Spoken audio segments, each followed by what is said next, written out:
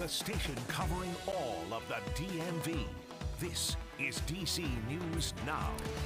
Tonight at 9, a powerful tropical storm eyeing our region. It is bringing the potential for damaging winds, heavy downpours, and flash flooding. DC News Now is tracking the weekend washout as Ophelia approaches.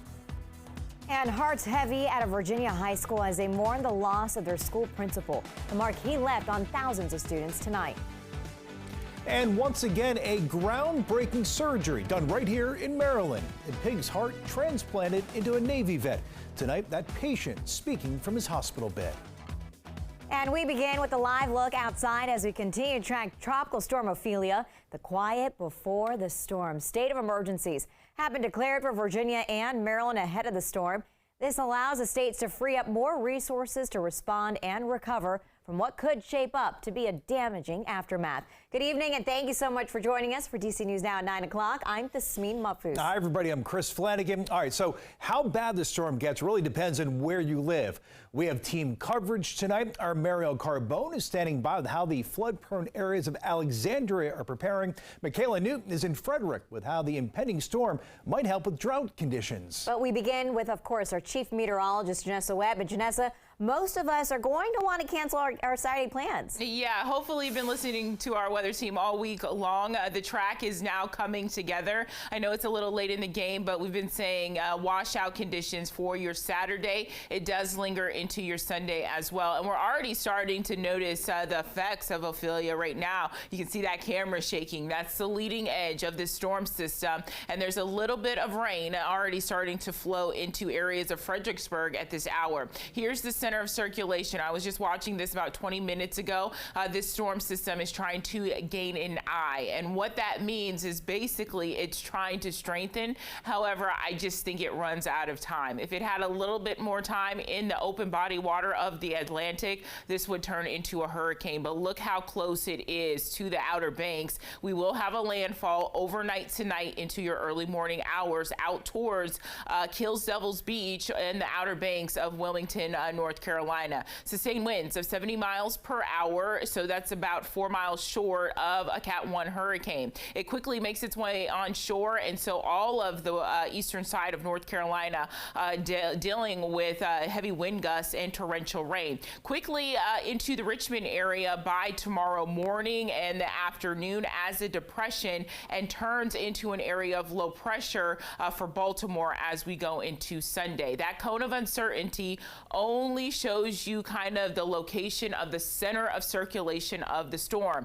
It has zero to do with the impacts. Here are some of the impacts that we will see for the DMV. 2 to 4 inches with isolated spots of 5 inches of rain. The bullseye zone, southern Maryland and northern Virginia, gusts 40 to 50 miles per hour. Tidal flooding is a huge issue for tomorrow. Ponding on roadways from I-95 northbound and southbound.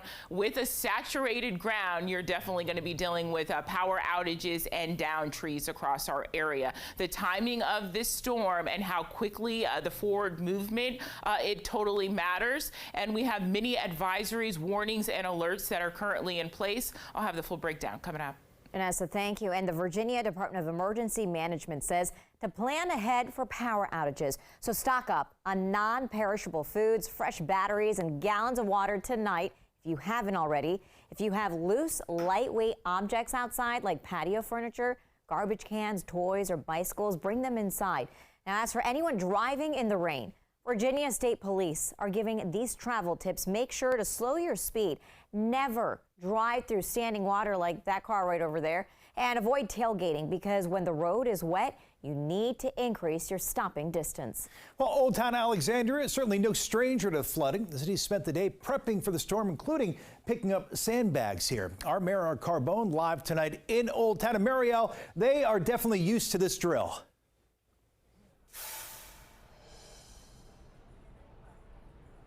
Yeah, they are. But business owners, they tell me that they never know if it's going to be 4 feet of water they're dealing with or 4 inches. So they are prepared no matter what. In fact, the owner here at the Old When the rain comes in, the sandbags come out in Old Town Alexandria. It shuts everything down. It does. And Valerie Aguineri is the owner of the Old Town shop on Union Street. She says when it rains, water can come up from the river, spilling onto the roads and into the store. So you're always prepared. And it's no different with Tropical Storm Ophelia. The city's been very generous, and all the local businesses have picked up sandbags. So we use those, but it's never enough. And this time she'll try out 2 wooden gates at the doors, adding an extra seal of protection against the water. Across the street, a Happy Place. It's hard for cars to get through because it's so bad when it floods. Employee Annalise Fowler says it doesn't take much to make the area impassable. You see a lot of flooding, like where it's knee high, almost, if not higher, in just a couple hours of rain. So if it's all day, you're going to see a lot of flooding. She's off tomorrow, so she'll be avoiding the area. But for business owners, it'll be just another day at the office. It truly is the price of doing business in Old Town. You just never know. We're so used to it now. Everyone has bought boots up to their knees. You're just used to it. Yeah, they certainly are. That was our Mariel Carbone reporting tonight from Old Town. Meanwhile, event cancellations, they are rolling in tonight. Some of the big ones. Saturday's Celebrate Petworth Festival in D.C. That is no longer happening. Organizers say they have to cancel it for safety's sake. They're looking at the possibility of rescheduling later on this year. And the Anacostia River Splash, which was scheduled for Saturday, is getting postponed now for the second time. It had been rescheduled from July 8th. Also because of bad weather. Now, that event would have allowed swimmers in the Anacostia River here for the first time in more than 50 years. Organizers say they plan to hold that event in the future, so keep a lookout. And if you have other outdoor plans this weekend, you'll certainly want to check online or call ahead before you head out. So regardless of what your plans are this weekend, the Red Cross is reminding people how to stay safe and be prepared. Before the storm, the agency says you should fill your car's gas tank in case of an evacuation. Also, fill those plastic bottles with drinking water. Also, unplug small appliances and consider removing damaged limbs from tree branches mixed with heavy wind. That could cause a lot of trouble. And Metro is preparing for high winds and heavy rain. Customers are encouraged to sign up for Metro Alert emails or text messages. Now, with slippery conditions expected, the agency is asking riders to use caution, avoid rushing for trains or buses, and leave yourself extra time this weekend. Well, developing now at 9 o'clock, a young child in the hospital right now after being hit by a car in Bethesda. We're told the child was walking on Old Georgetown Road near Huntington Parkway. That's not far from Greenwich Park and Suburban Hospital.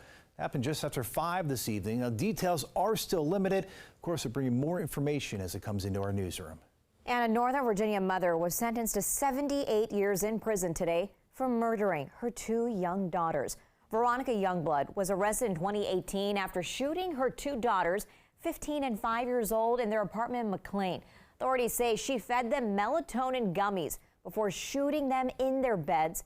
Youngblood presented an insanity defense at trial, but it was rejected. Prosecutors say the killings were premeditated and that Youngblood brought the gun a week before she used it. And in Fauquier County, the community is mourning the loss of Fauquier High School principal Craig Kellican. He was called Mr. K on campus, and he was unfortunately in a deadly car crash earlier this month. Yeah, our Max Marcillo spoke to students and staff about how they're remembering their principal tonight. A short, sincere, and somber message just outside Fauquier High School. We love you, Mr. K. Mr. K, Craig Kellican, was the school's principal. A wonderful leader and champion of kids, the district superintendent says. Like, hey guys, could we please have everybody report to the auditorium? That's how the school of more than 1,100 students found out their leader passed away, less than 2 weeks after a September 9th car crash on I-66. Everyone was sad, but everyone was together and everyone was supporting each other. Even if we had someone who didn't like someone else, we still gave each other hugs. Kellican's legacy honored beyond Fauquier County by the actions. He wouldn't want us to do anything other than to go out and be a Falcon. And the words from his school's football team as they played in Warren County. He always just put everybody else first. It was a team he loved. He never missed a game. He just has a different seat right now. Carl Buckwalter, the team's head coach, says Kellican was the ultimate Falcon. He spent more than 3 decades at the school and left his mark on thousands. Even as a teacher, when I walk in, he's the first one there to greet the kids, and he's all about building relationships. Buckwalter said Kellican had the ability to make everyone feel like they were the most important person. Tonight, on this field, all these Falcons say that Kellican is the most important person on their minds. Reporting in Warren County, Max Marcilla, DC News Now. Yeah, a lot of heavy hearts there tonight. Well, Fauquier County's school superintendent says the high school is making counseling and therapy dogs available for any students and staff who need it. I keep shaking my head. How can I be talking to somebody who has a pig's heart? I mean, it's remarkable. It's crazy, right? Yeah, new tonight, history made at the University of Maryland School of Medicine. For the second time ever, surgeons successfully transplanted a pig's heart into a dying man in the hopes of saving his life. Lawrence Faucett, a 58-year-old Navy veteran, was facing death from heart failure and was not eligible for a traditional heart transplant. Now, last year, the same team of surgeons performed the world's first pig transplant on another dying patient who survived just 2 months. Faucett says that he knows the risks and says the transplant was his best shot at getting to spend more time with his loved ones. I will fight tooth and nail for every breath I can take to stay with all of them longer. But realistically, this is still an early stage learning process, and I have to be ready to accept whatever outcome we end up at. So the next few weeks will be critical, but so far doctors say they're thrilled with the results, and he is so brave. Yeah, he certainly is, and that's just remarkable what they can do with medicine now, you know. Technology. Wish him the best, certainly. Yeah.